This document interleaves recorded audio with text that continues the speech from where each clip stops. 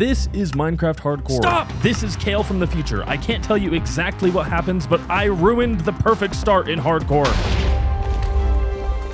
And we spawn in the heart of this massive swamp to begin our journey. I'll waste no time conquering the Ender Dragon and snagging an Elytra, but first, we'll have to gather some wood. With humble beginnings and a dream, I got to work getting some basic stone tools and a bit of food. I was also keeping an eye out for any crops I might need for farms later on, like sugarcane or pumpkins. And since I was in a swamp, I was also on the lookout for a witch hut, which somehow I didn't see until looking at this replay, but we'll come back here another time to build that farm. For now, I began exploring my new world. I came across a small village and took a few things, then found what I really needed. A lava pool to make a nether portal and some iron in a surface cave to prepare myself for the nether. It didn't take me long to see the nearby fortress, but in my rush to get there, I accidentally hit a zombie piglin. Luckily, there weren't very many nearby to see that. There was, however, a crowd watching my epic game of ping pong with a ghast over this 1 block thick platform over a lava lake. I have a very carefree attitude when playing hardcore and take some unnecessary risks sometimes. However, one risk I won't take is fighting blazes without a fire res potion. So I traded some gold with this piglin and went to fight some blazes. Now my goal here is to get at a minimum 6 blaze rods to make 12 blaze powder, which can then be turned to 12 eyes of ender once I find the pearls and the end portal. So let's hope we can get that before this potion wears off. Okay, that's 1. 30 seconds on fire res. Okay, that's 4. I need a few more. And I think my fire res is up. Yep, okay. Oh, whoa. There's so many of them now.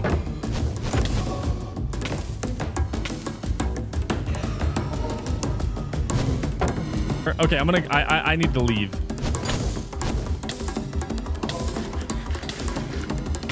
Oh my gosh, we're dangerously low on food. I'm going. I'm out. Peace. I'm out. Don't snipe me. In an act of what can only be described as bravery, I ran away from the fight. But this was just so I could... Oh. This was so I could trade more gold with a piglin in hopes of getting another fire resistance potion. And after doing that, I didn't get a potion. But what I did get was even better. Confidence. So I went back to the spawner, killed a few more blazes to get the 6th blaze rod, and even got 2 extra from some stray blazes on my way out. Now, with a quick little journey through the pleasant Basalt Delta, I was off to get me some ender pearls. And we'll make this quick. I killed 25 endermen and got 12 pearls. Back in the overworld, it was time to triangulate the stronghold. I'm bad at math, so naturally this took me over 30 minutes. My hope was that I would have enough pearls to where I wouldn't have to go back and get more. Was that my mistake? Was that how this perfect start to hardcore was ruined? Not quite. But, spoiler alert, I didn't have enough Eyes of Ender. After this discovery, I figured I could just make another nether portal here in the stronghold, head back to the nether, where it's safe, and get 3 more... Okay, I guess it's time for an upgrade. And get 3 more ender pearls.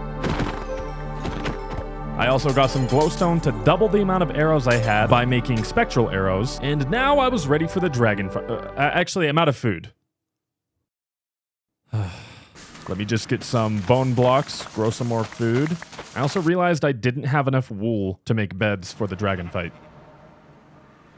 But now, after cooking up some food, we're actually ready for the dragon fight and the end.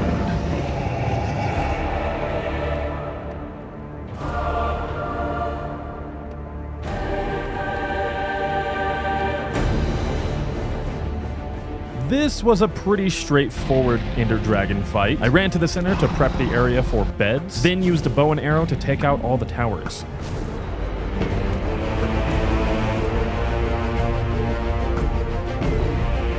And finally, when the dragon came down to perch, I got into position and botched the bed bombing.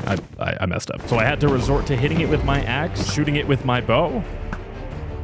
And finally, it perched again, but this Enderman kind of messed me up, so I ended up having to use the axe to kill it in the end anyway. But we did kill it.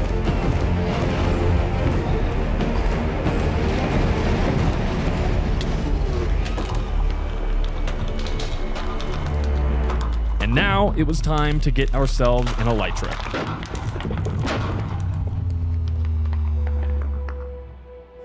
And while I search for an elytra here, I just want to take a moment to mention that all of the music that you're hearing in this video is from Epidemic Sound. This video is not sponsored, but I do have a referral link in the description that helps me out a ton, and if you're a creator that wants to use their vast library of music, you'll get 1 month for free.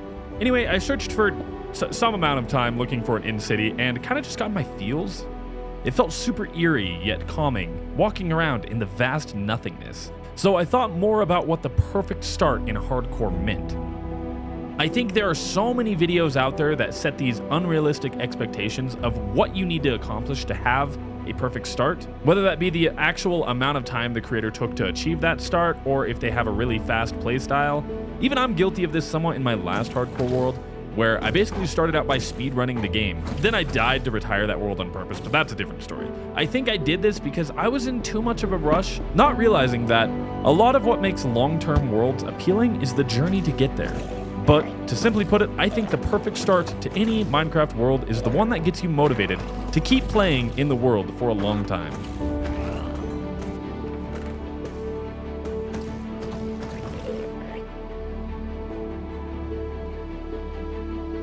All of that philosophical mush out of the way though, I did find an End City with a ship. At this point, what could possibly go wrong to ruin this so far perfect start to a hardcore Minecraft world?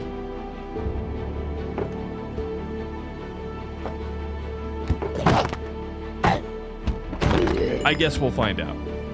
But with my elytra and the dragon egg, I returned to the village to start building these 10 essential farms, quickly knocking out the villager breeder. Then the natural next step was an iron farm and a cobblestone farm, because they would help me build every farm that followed.